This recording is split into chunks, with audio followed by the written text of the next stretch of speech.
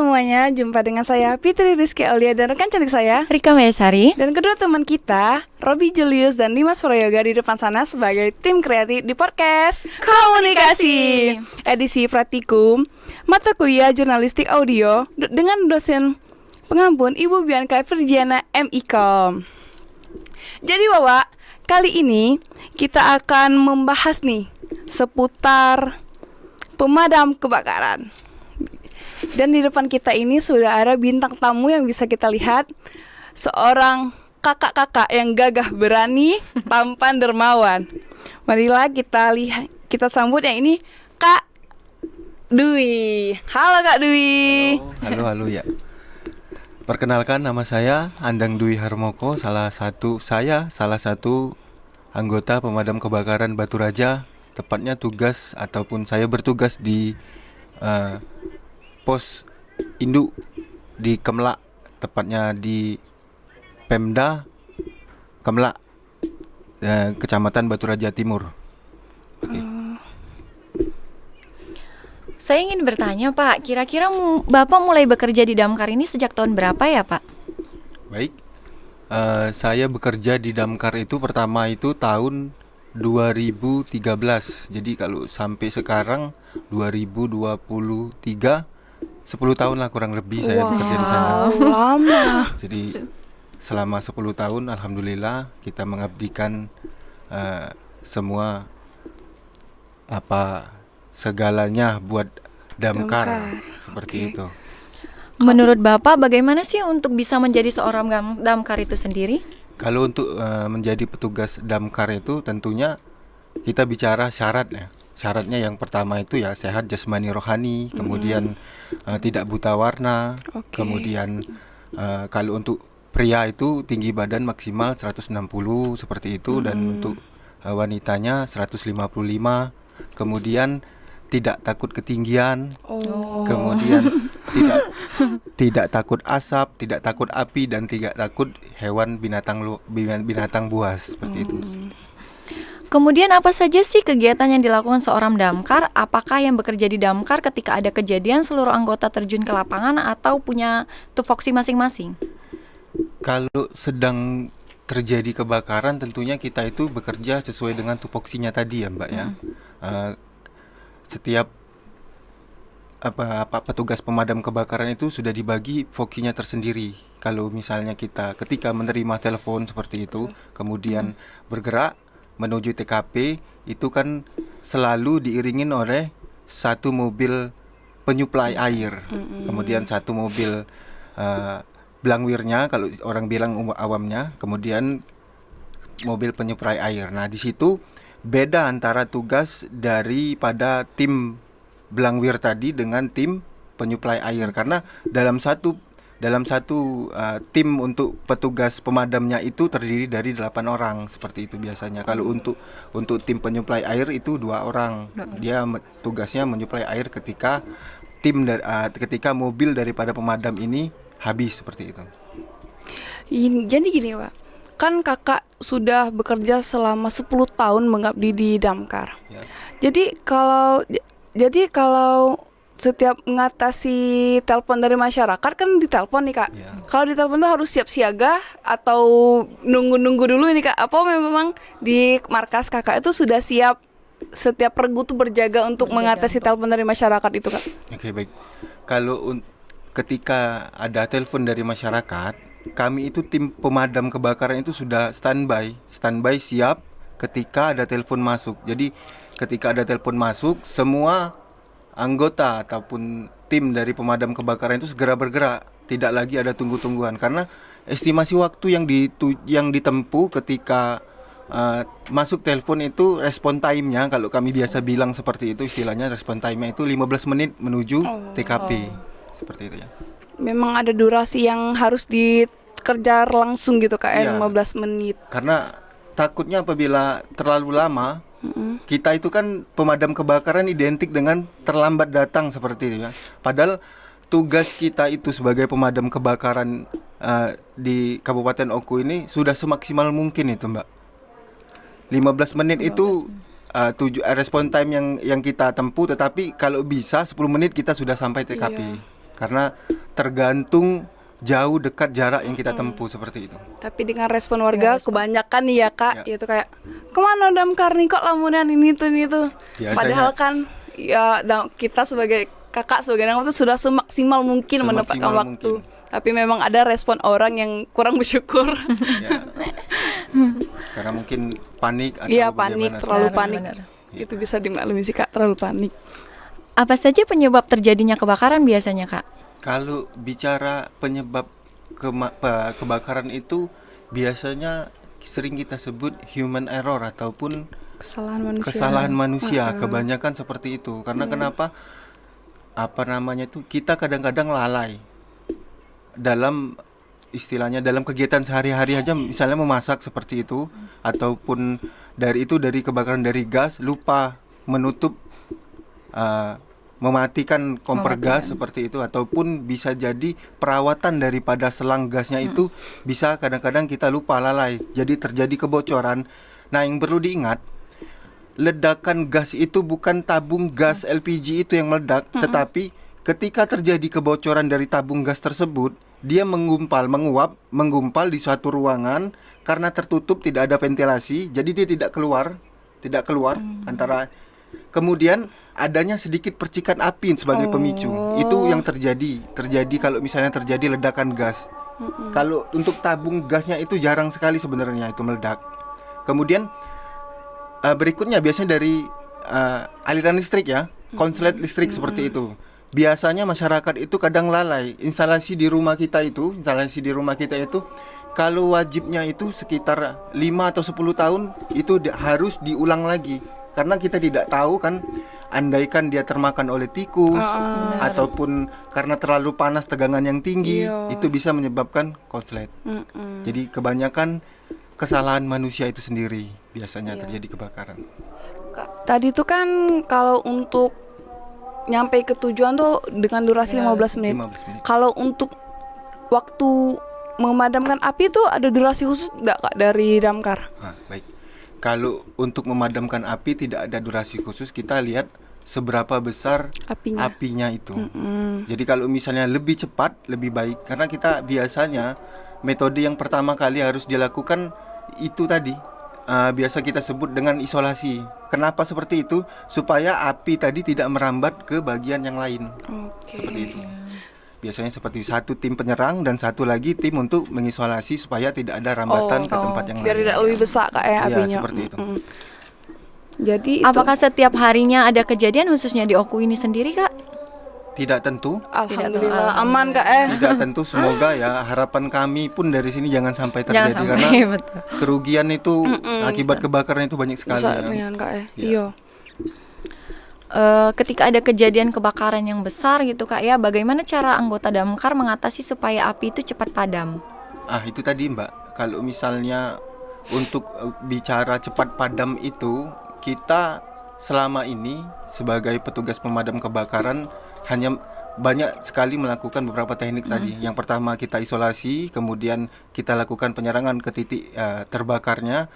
Kalau bicara berapa durasi lama ataupun mau cepat, tidak bisa seperti itu pertanyaannya, karena terlalu besar api tersebut, karena kita tidak tahu bahan yang terbakar itu apa saja. Iya sih, Kak. Apakah itu bisa mengakibatkan pembakaran yang menghasilkan racun atau seperti, karena antara zat yang satu dengan zat yang lain seperti itu bercampur, kemudian dia terbakar menghasilkan asap, itu bisa menyebabkan racun. Iya, Itu bahaya. Bisa juga resiko buat Resiko. ke itu Kak ya. Risiko bagi tim Damkar. damkar itu besar, supaya masyarakat tahu seperti itu. Karena hasil dari pembakaran itu yang kita hirup itu bisa menjadi racun.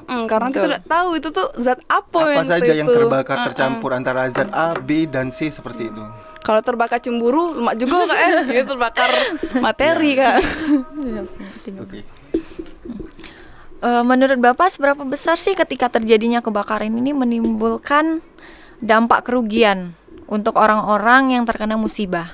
Baik, kalau untuk bicara dampak kerugian biasanya besar sekali ya. Kalau misalnya kebakarannya yang besar, tentu dampak kerugiannya pun juga besar. Kita kalau misalnya dalam suatu kebakaran gedung itu ada tim yang khusus untuk menangani setelah terjadi kebakaran. Misalnya dia mendata berapa karyawan yang bisa diselamatkan, kemudian aset apa saja yang terbakar ataupun bisa diselamatkan, kemudian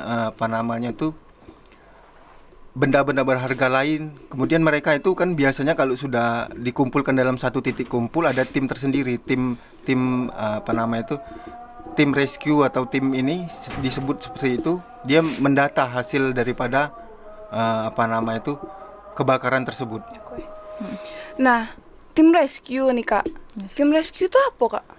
Kalau tim rescue kita sering sebut dengan tim penyelamat. Oh, tim Oh, penyelamat. penyelamat. Jadi Tim kalau penyelamat. kalau penyelamat macam mana Kak? Kalau yang di kebakaran di gedung nih, ada uang di pojok tuh, itu diselamatkan aja tuh. Iya. Oh, itu tim biasanya rescue. Biasanya seperti itu. Tapi Oh.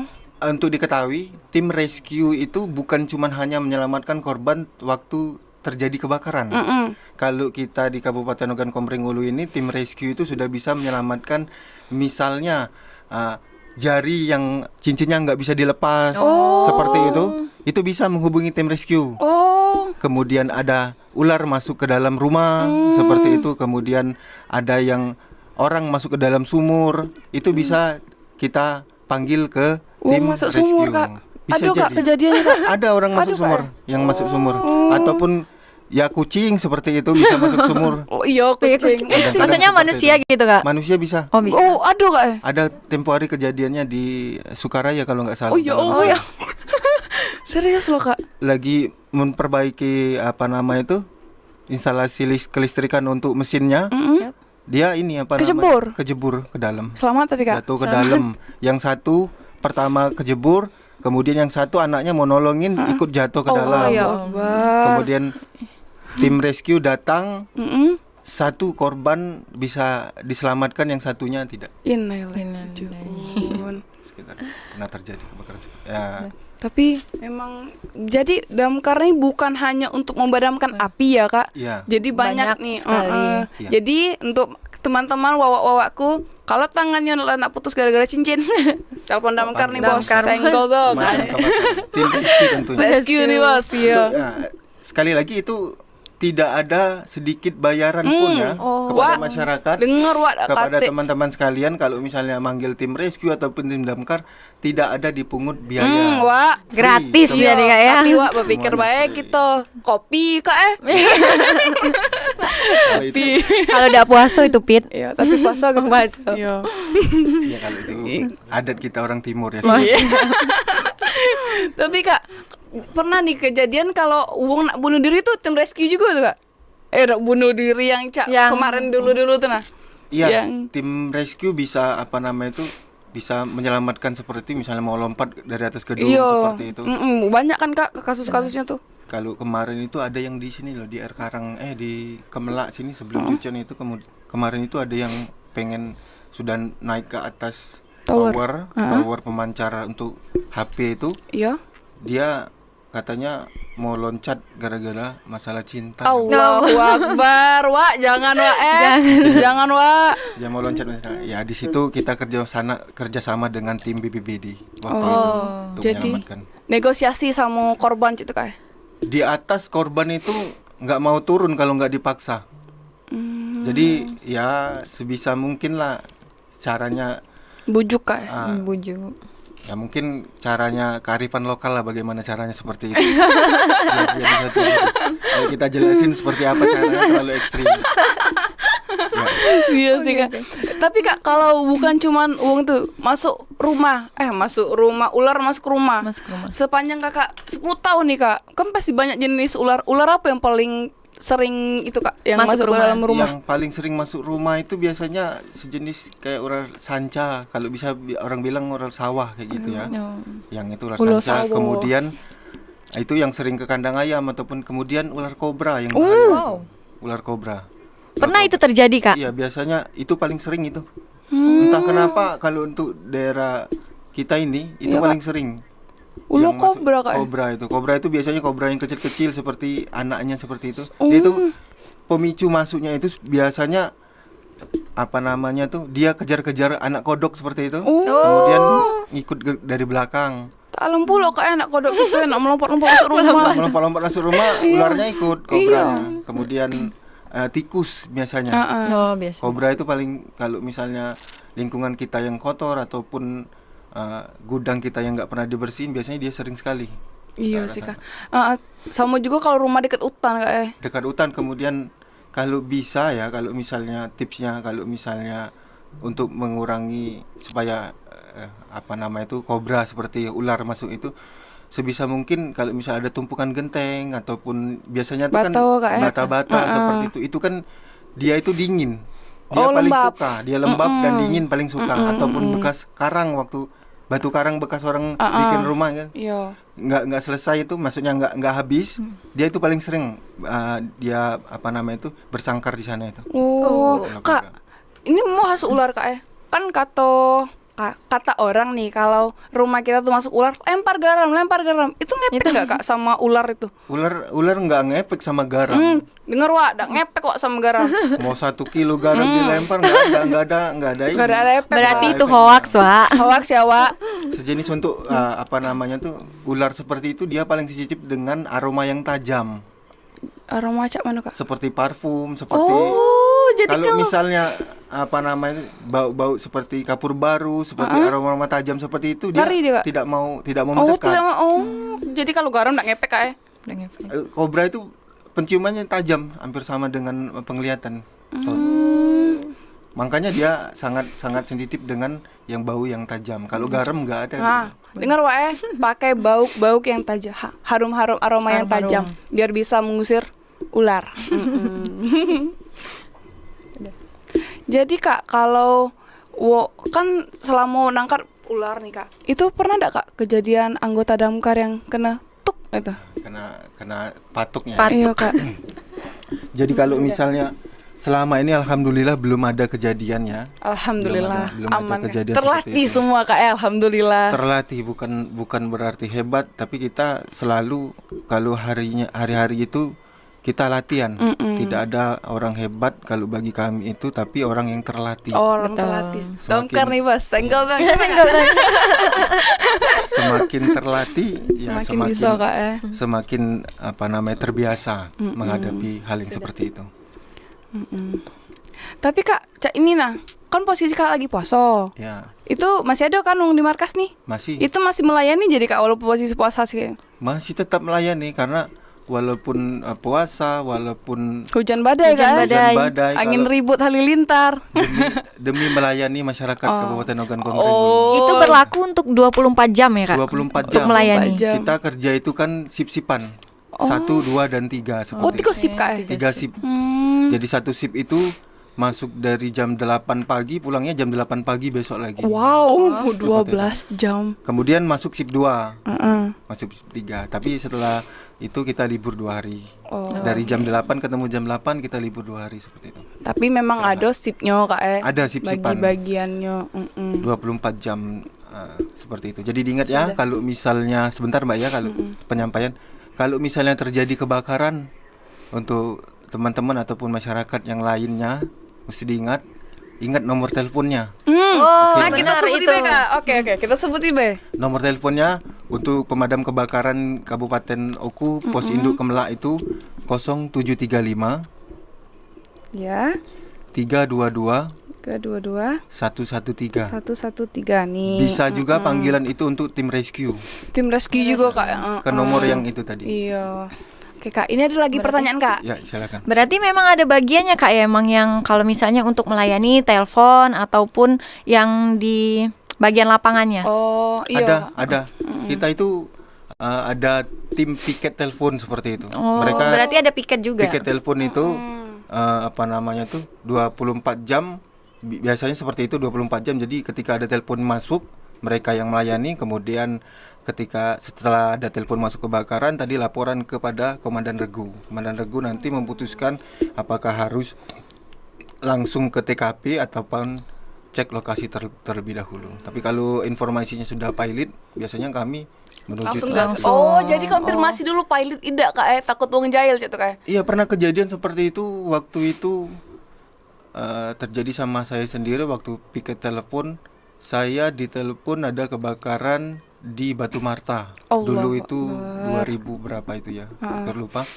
Terjadi kebakaran di Batu Marta unit 2. Ketika itu kita sudah sampai ke TKP Batu Marta unit 2 itu ternyata Tidak ada. Tidak ada. Aduh, itu memang merepotkan sekali Kak ya. Jarak udah jauh, ya Allah Wak. itu Wak. malam hari itu. Oh Wak, Malam hari. jahilnya kamu Wak, ya Allah. Lagi Wawa itu tobat lawak minta maaf lah sama kakak damkar Wak, ya Allah. Malam Kak ya? Malam hari kita sana. Waduh, Sampai di TKP tidak tidak ada. terjadi Jadi kebakaran. teka pas telepon yang dilacak itu Kak. Ya kurang tahu ya kalau ke arah sana, kita cuman kalau misalnya ada yang hubungin nomor darurat ke damkar seperti itu kan Langsung baik gerak Kak ya. langsung gerak. Oi, Karena kan jahilnya tapi itu. sifatnya cepat tanggap karena untuk kegiatan sosial tadi. Pernah nggak sih Kak Damkar melakukan sosialisasi kepada masyarakat bagaimana cara mengatasi untuk pertama kali sebelum api itu membesar? Baik.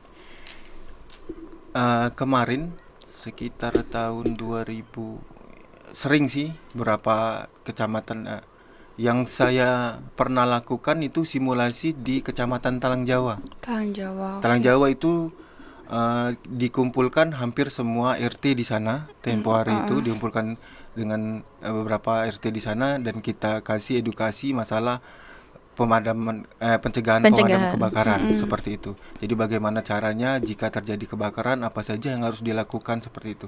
Kalau misalnya terjadi kebakaran itu kan misalnya yang harus kita lakukan itu yang pertama jangan panik. Kalau misalnya terjadi kebakaran jadi kompor gas itu seperti itu, siapkan kompor gas yang mulai meledak atau kebocoran daripada selangnya itu, siapkan kain basah. Kain basah ataupun minyak masuk ke dalam penggorengan tuh. Biasanya kan apa namanya, kalau sudah api masuk ke dalam penggorengan dengan minyak suhu yang panas, dia ke atas. Apinya masuk dan meluap ke atas, menyambar plafon ataupun kayu di sana.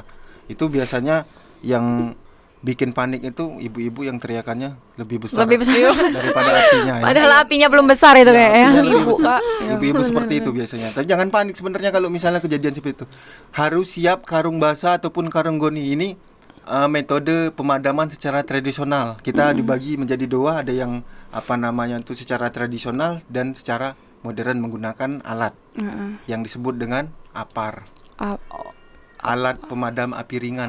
Yang itu kan. Yang bentuknya seperti ini. Yang kayak busa tuh tabung. kan? Tabungnya warnanya merah, bentuknya APAR seperti itu. APAR. Itu biasanya racun api kalau orang biasa banyak bilang, tetapi kita bilangnya alat pemadam api ringan.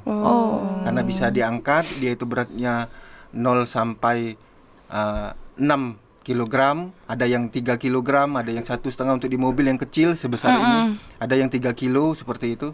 Itu yang paling efektif sementara ini untuk mengatasi kebakaran. Tetapi secara tradisional tadi, ketika api masuk ke dalam, kita bicara api masuk ke dalam penggorengan, itu yang harus dilakukan adalah matikan dulu sumber apinya. Kompor. Kalau kompornya bisa dimatikan, matikan. Kemudian tutup semua permukaan wajan tersebut dengan menggunakan kain basah. Syaratnya kain tersebut dibasahin dulu, tetapi tidak ada celah ataupun lubang. Biar apinya nyebar Kak. Supaya tidak ada oksigen masuk ke dalam. Karena kenapa? Pada prinsipnya api itu hampir sama dengan manusia, butuh oksigen. Bahan yang terbakar dia disebut dengan segitiga api ya. Bukan segitiga bermuda itu Kak. Bukan hubungan segitiga Kak Bukan. Disebut dengan segitiga api. Ada bahan yang terbakar, ada panas dan ada oksigen. Seperti itu. Jadi kalau semua 3 unsur tersebut sudah terpenuhi, terjadilah nyala dan panas ataupun nyala dan cahaya. Itu yang disebut dengan api. Kak, 10 tahun mengabdi di Damkar. Suka duka Kakak menjadi anggota Damkar Kak? Boleh cerita dikit Kak? Kalau masalah suka duka apa ya? Kalau masalah suka duka ya, alhamdulillah kita nikmati prosesnya Kak. Prosesnya nggak boleh ngeluh ya, karena di Damkar ini prinsipnya orangnya punya jiwa sosial yang tinggi, punya empati yang tinggi terhadap sesama. Kita bantu orang itu jangan sampai ada upatan di belakangnya seperti itu. Saya membantu tetapi tidak dapat imbalan, ya jangan sampai Ikhlas, sampai. Kak. Ikhlas. Ikhlas. Lillahi Kata ta'ala. orang ilmu ikhlasnya harus lebih tinggi dari orang biasa. Rasa empati. Benar. Rasa empatinya harus lebih Iya. tinggi seperti itu. Kebanyakan ya situlah sukanya dukanya seperti itu. Kalau dukanya ya saya itu kalau sukanya itu senang itu kalau misalnya ketika orang respect kepada kami sebagai petugas pemadam kebakaran, respect melihat pekerjaan kami seperti itu. Kami tidak meminta pujian, tetapi kalau ketika orang menghormati profesi kami ini sebagai pemadam seperti itu, oh kakak itu adalah seorang pemadam yang tugasnya itu hampir sama seperti petugas-petugas tim yang mempertaruhkan nyawanya seperti itu ketika memadamkan benar. api. Iya, memang mempertaruhkan nyawa sih, Kak. Iya, taruhannya nyawa. Iya, api besar. Iya. Apalagi kalau kakak-kakak tuh yang nak nyelamatkan, yang nak Orang nyampak itu. tuh ya. Wong-wong yang putus cinta. Nah, itu bisa kakak juga melok nyamplung gitu sih, Kak. Ya kalau masalahnya seperti itu, kalau misalnya kita tidak terlatih tadi, kita bisa jadi ikut Korban. Iya sih, Intinya Kak. harus terus berlatih, latihan seperti Latihan. itu. Supaya jangan panik. Heeh. Tapi terima kasih ya, Kak. Ya. Kakak telah bercerita tentang kehidupan damkar di sini. Semoga teman-teman sekalian tuh bisa tak paham bahwa damkar itu bukan cuma memadamkan api, tapi juga mau bisa tentang rescue tadi, Ya, keselamatan ya kan, penyelamatan. menyelamatkan. Ada tim penyelamatan. Tim penyelamat bukan cuma api. Jadi cocok mana, Kak, kalau nak nelpon damkar tadi bukan cuma penyelamatan tadi. Tergantung, kalau misalnya kejadian kita di rumah adalah evakuasi ular masuk rumah, kita bisa telepon ke nomor tadi, Mbak. Oke. Ya. Oke. Kita sebutin lagi, Kak, ya. Ya. Jadi untuk teman-teman semua di sini kalau ingin menelpon damkar ataupun ada ular masuk Ular rumah, kucing dalam got, ular masuk sumur. Jangan nih kalau ular masuk sumur, kucing masuk sumur, Kucing Kak, ya. masuk sumur. Kucing masuk Iya, kalau tuh banyak butuh pertolongan dari damkar bisa kita hubungi 08735 0735 0735. Iya. Ulangi, Mbak ya. 0735 322 113. Oke, di situ ya, Kak. Terima kasih, Kak Dwi. makasih. Baiklah. Cukup podcast kita hari ini ya, Kak. Terima kasih Kak Dwi dari Damkar telah berkenan datang ke sini untuk memberikan berbagi cerita tentang kehidupan Damkar ya, Kak, di sini ya, Kak. Terima kasih banyak, Kakak. Di sini saya sebagai Peter Rizky Aulia dan rekan saya Rika Mayasari. sebagai host di sini, kami minta maaf apabila ada salah-salah kata ya, Kak. Ya, Maaf ya, Kak. sama-sama, mohon maaf. Iya. Ya, silakan. Sekian podcast dari kami ya, Wawa. Dadah, Wawa. Jangan lupa Jangan lupa like, comment, and and subscribe. subscribe. Bye.